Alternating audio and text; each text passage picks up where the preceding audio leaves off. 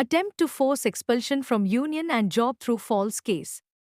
There was a case registered against me, Rajgopal BM, President, Manipal Hospitals Labour Association, and my brother Ravindra Babu BM, Joint Secretary, Manipal Hospitals Labour Association in Jeevan Bima Nagar Police Station. It is completely false and it is part of a malicious conspiracy to remove me and my brother from the position of labour leaders. There is an attempt to implicate us in a criminal case, despite our impeccable performance for 3 decades. I have been working at Manipal Hospital, Bangalore for the last 30 years and am the president of Manipal Hospitals Labour Association. This is a conspiracy by some employees there to force us out of the labour organization and out of employment. Although there is no substance in the case, the BTV YouTube channel has broadcast news against us, tarnishing our reputation, and is also trying to tarnish the name of the prestigious Manipal Hospital. We have already sent a defamation notice to BTV, but it is returned without being accepted.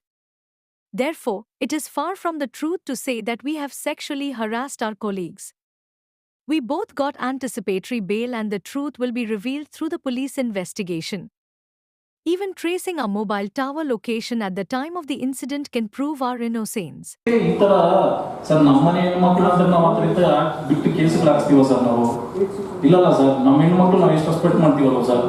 ನಾವು ಒಂದ್ಸರಿ ಹೆಣ್ಮಕ್ಳು ಎತ್ತಿ ಬಿಟ್ಟು case ಹಾಕ್ಸುವಾಗ ಅಯ್ಯೋ ನಮ್ಮ ಹೆಣ್ಮಕ್ಳು ತರ ಇದಾರಲ್ಲ ಅವ್ರು ಹೆಂಗ್ ಹಾಕ್ಸೋದು ಅಂತ ನಾವು ಒಂದ್ಸರಿ ಥಿಂಕ್ ಮಾಡ್ಬೇಕಲ್ಲ ಸರ್ ಇನ್ನೊಬ್ರು ಮನೆ ಹತ್ಕೊಂಡು ಉರಿಬೇಕಾದ್ರೆ ನಾವು ಅದರಲ್ಲಿ ಬೆಂಕಿ ಕಾಯಿಸ್ಕೊಳ್ಬೋದಲ್ಲ ಸರ್ ಈಗ ಅಂಬೇಡ್ಕರ್ ಸಂವಿಧಾನ ಮಾಡಿದಲ್ಲ ಸರ್ ಎಲ್ರಿಗೂ ಮಾಡಿದಾರೆ ಸರ್ ಬರೀ ಎಸ್ಸಿಗಳಿಗೂ ಮಾಡಿದಾರೆ ಸರ್ ಇಲ್ಲಲ್ಲ ಸರ್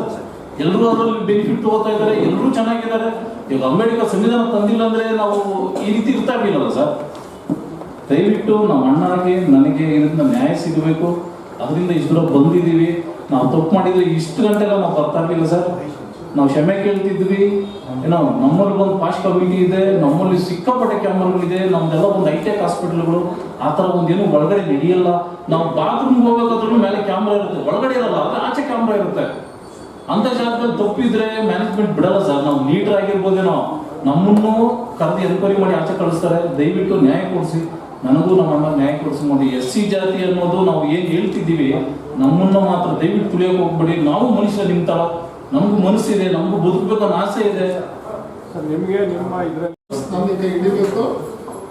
SCಗಳೇನೇ ಬೆಳೀತಾವ್ರೆ ಅನ್ನೋದು ಅವ್ರ ಮನಸ್ಸಿನಲ್ಲಿ ಇಟ್ಕೊಂಡು ಪಬ್ಲಿಕ್ ಅಲ್ಲಿ 100 ಜನ ಮುಂದೆ SC ರಾಜಗೋಪಾಲ್ ಪ್ರೆಸಿಡೆಂಟ್ ಸಿಕ್ಕಿಂಗ್ ಹಿಡಿಬೇಕು ಅಂತ 100 ಜನ ಮುಂದೆ ಅಮ್ಮ ಹೇಳ್ತಾರೆ ವಿಜಯಲಕ್ಷ್ಮಿ ಅವರು ಹೇಳ್ತಾರೆ ಆಮೇಲೆ ನಾವು ಪೊಲೀಸ್ ಸ್ಟೇಷನ್ ಕಂಪ್ಲೇಂಟ್ ಕೊಟ್ಟಿದ್ರು ಹೋಗಿ ಪೊಲೀಸರು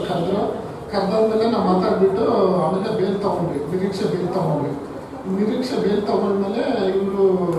ಆ ಪಾಸ್ ಕೇಸಲ್ಲಿ ಕೊಟ್ಟಿರೋದು ಅವಾಗ 20-21 ಆಗಿರೋದನ್ನ ವಾಯ್ಸ್ ರೆಕಾರ್ಡಿಂಗ್ ತಗೊಂಡು ಇದರಲ್ಲಿ ಬಿಡ್ತಾರೆ ಯಾವುದರಲ್ಲಿ BTVಯಲ್ಲಿ ಇದರಲ್ಲಿ ಯೂಟ್ಯೂಬಲ್ಲಿ ಬಿಡ್ತಾರೆ BTVಯಲ್ಲಿ ಇವಾಗ ಓಡ್ತಾ ಇದ್ರು ಇವತ್ತು ಓಡ್ತಾ ಇದ್ರು ನಾವು ತಪ್ಪು ಮಾಡಿದ್ರೆ ಭಯ ಪಡ್ಬೇಕಾದ್ರೆ ಸರ್ ಅವ್ರವ್ರು ಮಾತಾಡ್ಕೊಂಡಿರೋದೇ ಅವ್ರು ಬಿಡ್ತಾ ಇದ್ದಾರೆ ನಾವೇನೇನು ಮಾತಾಡಿದ್ರೆ ಅವಾಗೇ ನಮ್ಮಲ್ಲಿ 20ರಲ್ಲೇ ಕೆಲಸಕ್ಕೆ ತಂದೆ